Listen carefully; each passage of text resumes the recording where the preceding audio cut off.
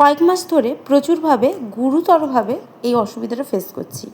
তো তোমাদের কারো যদি এই বিষয়ে কিছু জানা থাকে তাহলে অবশ্যই জানিও। হাই, আমি বিলম্বিতা। তোমরা সবাই কেমন আছো? আমি এদিকে খুব ভালো আছি। সকালের ব্রেকফাস্টে বানিয়েছিলাম চিড়ের পোলাও আর তার সাথে ডিমের ঝোল। ওটাই নিয়ে যাচ্ছি হাজব্যান্ডের জন্য। আমাদের খাওয়া দাওয়া আজকে সব কিছুই হয়ে গেছে। তো একটু তাড়াতাড়ি তোমাদের সাথে আমার প্রবলেমটা শেয়ার করে নিতে চাচ্ছি। আর সত্যি কথা বলতে এই প্রবলেমটা আমি ফেস করছি এই কয়েক মাস, সেটা বললে মিথ্যে বলা হবে। এই প্রবলেমটা আমার বহু পুরনো, কিন্তু তখন এতটা প্রখরভাবে ছিল না যতটা প্রখরভাবে এখন ফেস করছি। আমি প্রচুরভাবে ভুলে যাচ্ছি। এবার অনেকেই বলবে ভুলে তো আমরাই যাই, কিন্তু না, আমি সকালে কী খেয়েছি কিছুক্ষণ পর সেটা আমাকে মাথায় চাপ প্রয়োগ করে মনে করতে হচ্ছে যে আমি কী খেয়েছি। আর হ্যাঁ, দেশের বাড়ি থেকে মাছ এসেছিলো, পাঁশকুড়ার বাড়ি থেকে মাছটা কেটেই পাঠিয়েছিল। নুন হলুদ মাখিয়ে নিলাম ভালো করে, এরপর সব মাছটা ভাজা করে এর তরকারি বানিয়ে নেব। আমি 3 বেলা যেই কাজটা করি সেটা হলো ফেসবুক ইউটিউবে ভিডিও আপলোড।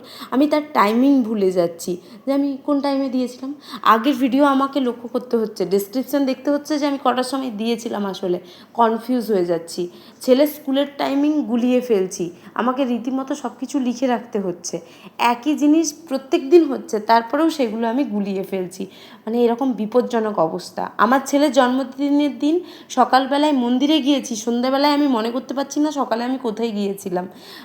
এই রকম বিভৎস পরিস্থিতি আমি ফেস করছি। আর এটা আমি খুব গভীরভাবে করছি এই 2-3 মাস। এর আগেও হতো, কিন্তু সেটা এতটা গুরুত্ব দিতাম না। আমি কারোর সাথে বসে আলোচনা করেছি, আর সে আমাকে বলেছে এটা কিন্তু টপ সিক্রেট, কাউকে বলবি না। এটা মনে আছে যে এটা টপ সিক্রেট, কিন্তু আসলে সেই কথাটা কি সেটাই ভুলে গেছি, যেটাকে আমাকে বলতে না বলেছে। এরকম বিভৎস পরিস্থিতি।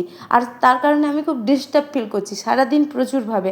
হাজব্যান্ডকে বললে ও হাসছে, উড়িয়ে দিচ্ছে, কিন্তু আমি জানি যে এই ব্যাপারটা অনেকটা জটিল হয়ে গেছে আমার জন্য। আর একটা কথা বলে রাখি, আমার থাইরয়েডের প্রবলেম আছে, আর থাইরয়েডের প্রবলেমটা এখন একটু বেশি হয়েছে। তো অনেকেই বলছে এই কারণে আমার হতে পারে, কিন্তু আমার মনে হয় না যে এই কারণে এতটা কি হতে পারে আমার জানা নেই। আমার এক বন্ধুরও থাইরয়েড আছে, সে তো কোথায় এরকম ভুলে যায় না। জানি না আমার সাথেই কেন এরকম হচ্ছে। তবে আমি 7-8 জনের সাথে কথা বললাম, সবাই বলছে না ওই থাইরয়েডের কারণেই হতে পারে। এবার তোমরা আমাকে একটু প্লিজ বলো, আমাকে কি ডাক্তার এর জন্য দেখাতে হবে যে আমি ভুলে যাচ্ছি, না ডাক্তারও আমার কথা শুনে হাসবে? আমি বুঝতে পারছি না আসলে আমার কি করা উচিত।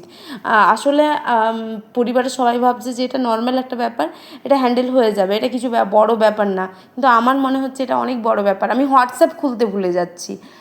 বুঝতে পারছো, এটা হতে পারে কারোর জীবনে এরকম হয়। এটা আমার সাথে হচ্ছে এবং আমি রেগুলার ডেলি লাইফে ফেস করছি। আমি কালকে আমার হাজব্যান্ডকে খেতে দিতে ভুলে গেছি।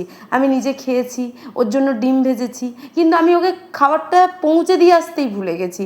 এইসব ফেস করছি। খুব খারাপ একটা সিচুয়েশান পার করে চলছি। যাই হোক, আমি তোমাদের সাথে শেয়ার করলাম। আর দেখতেই পেলে ভিডিওতে রান্নাবান্না হয়ে গেছে। আর আজকে ছেলেকে আনতে গিয়েছিলাম। ছেলে এখানে ইয়েলো স্পাইডার দেখে এমন করছে, আমি বলছি বাবা ইয়েলো স্পাইডার হয়? বলছে না, ওটা তো অ্যামাজনের জঙ্গলে হয়, তাও বড় বড় সাইজের, এখানে তো এত স্মল।